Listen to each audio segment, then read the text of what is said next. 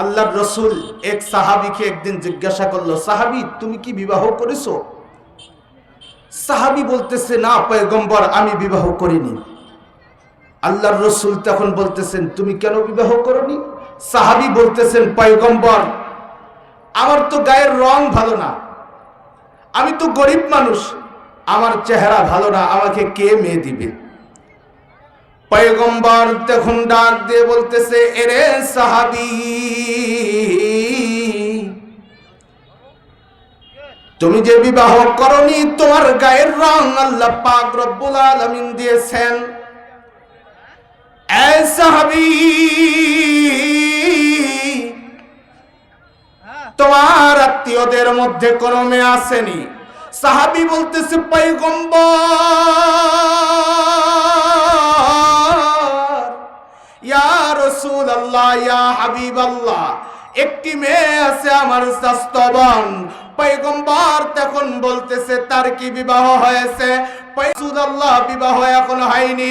পয়গম্বর তখন সাহাবীকে বলল, এ সাহাবী যাও যাও ওই তোমার চাচার কাছে প্রস্তাব নিয়ে যাও। কালো সাহাবী তখন তার চাচার কাছে বিবাহর প্রস্তাব নিয়ে গেল। বিবাহর প্রস্তাব যখন নিয়ে গেল, ওই চাচাকে বলতেছে, কালো সাহাবী চাচাকে বলতেছেন, চাচা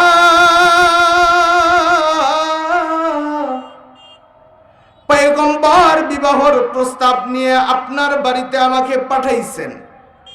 ওই কালো সাহাবীর চাচা তখন বলতেছে, কার জন্য? তখন বলতেছে, আমার জন্য। তখন ওই সাহাবীর চাচা বলতেছে, না আমার মেয়ের সাথে তোমাকে কখনো বিবাহ দিব না, কারণ তুমি গরিব মানুষ, তোমার গায়ের রং ভালো না, তোমার চেহারা দেখতে ভালো না, আমার মেয়েকে তোমার সাথে বিবাহ দিতে আমি রাজি না।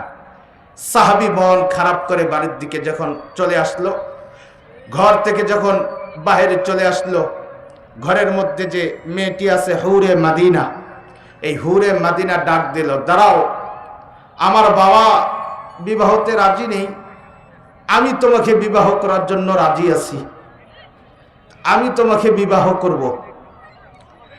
তখন এই সাহাবী বলতেছেন, তুমি যে আমাকে বিবাহ করবা, তোমার বাবা তো রাজি নাই, তুমি আমাকে বিবাহ কিভাবে করবা?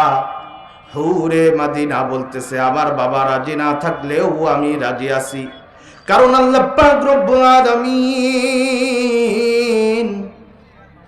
আমাকে বুঝার জন্য আল্লাহ পাক অনেক জ্ঞান শক্তি দিয়েছেন, আমি তোমাকে বিবাহ করব, তুমি আসো।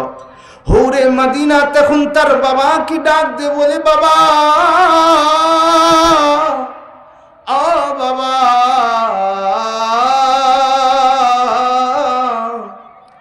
আমি বিবাহতে রাজি আছি, কারণ আমি এই জন্য রাজি আছি, পয়গম্বর যদি আমাকে জিজ্ঞাসা করে ওই সাহাবীকে তোমার বাড়িতে বিবাহের জন্য পাঠাইছি, কিয়ামতের মাঠে যদি পয়গম্বর আমাকে জিজ্ঞাসা করে আমি কি উত্তর দেব? কারণ এখানে পয়গম্বর বিবাহের প্রস্তাব নিয়ে পাঠিয়ে দিয়েছেন, আমি এই বিবাহ করতে রাজি আছি, বলি সুবহানাল্লাহ। এরপরে ওই সাহাবীর চাচা হুরে মদিনার বাবা তখন বলতেছে, তুমি যে বিবাহ করতে আসছো, তোমার কাছে কি কোনো টাকা পয়সা আসেনি? সাহাবী বলতেছে, না না আমার কাছে কোনো টাকা পয়সা নাই। সাহাবী বলতেছে, আমার কাছে কোনো টাকা পয়সা নাই।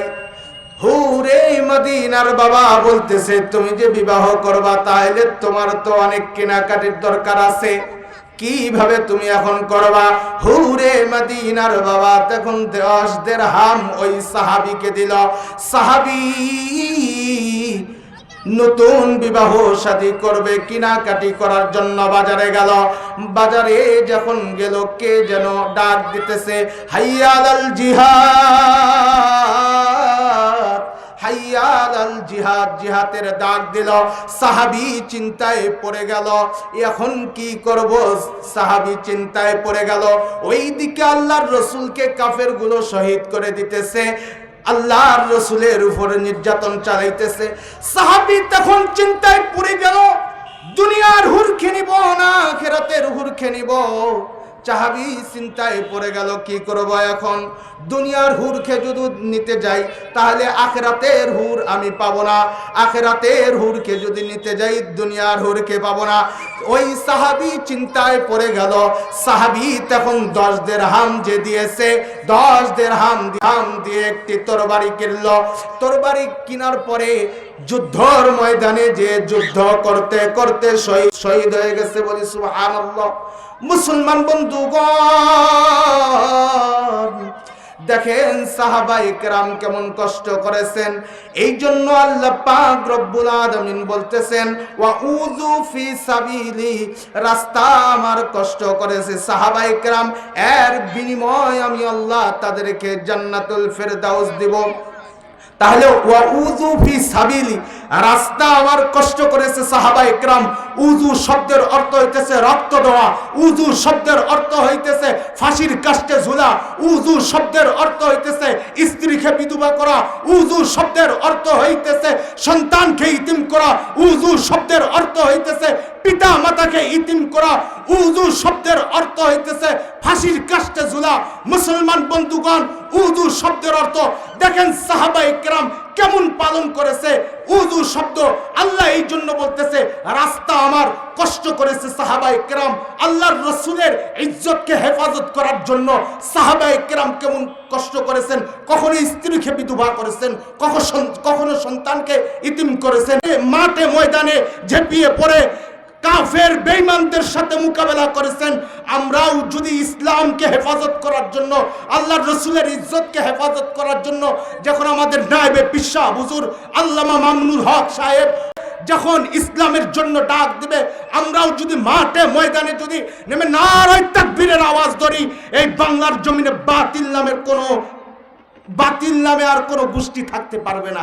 এই জন্য যখন ডাক দিবে আমরা নারায়ে তাকবীরের আওয়াজ ধরবো। বাতিলের পক্ষে যেই রকম তসলিমা নাসরিন যখন পর্দার বিপক্ষে যখন কথা বলেছেন, তসলিমা নাসরিন যখন পর্দার বিপক্ষে কথা বলেছেন, সমস্ত আলেম এক হয়ে নারায়ে তাকবীরের যখন আওয়াজ ধরেছেন, এই তসলিমা নাসরিন বাংলার জমিন থেকে পালাইতে বাধ্য হয়ে গেছে। ঠিক তেমনি ভাবে আমরাও যদি মুসলমানগুলো একবদ্ধ হয়ে নারায়ে তাকবীরের যদি আওয়াজ ধরি, এই বাংলার জমিনে বাতিল নামে আর কেউ থাকতে পারবে না।